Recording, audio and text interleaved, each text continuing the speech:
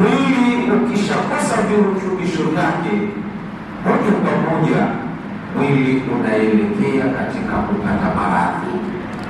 Mwili ukishauma, kuna kauli nasema al-aqlu salimu fil jismi salimi, akili nzuri, akili iliyokuwa salama huwa inapatikana katika mwili uliokuwa na afya. Ukishapungukiwa afya mwilini, automatically hata ufanisi wa kiakili, ufanisi wa kinguvu, ufanisi wa chochote katika hivyo huwa unaharibika.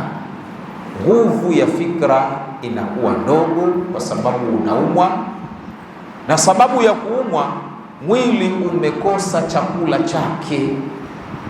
Mwili chakula chake ni vile virutubisho vinavyozalikana kutokana na chakula ulichokitia tumboni. Kwa hiyo watu wengi utakuta analishibisha tumbo lake chakula, lakini haushibishi mwili wake kwa ujumla vile virutubisho. Mtu atavimba tumbo, mtu atatengeneza minyama ya ovyo, mtu atakuwa mzito, uzito uliopitiliza, utampelekea mtu huyu ashindwe hata kutekeleza ibada za wajibu wake.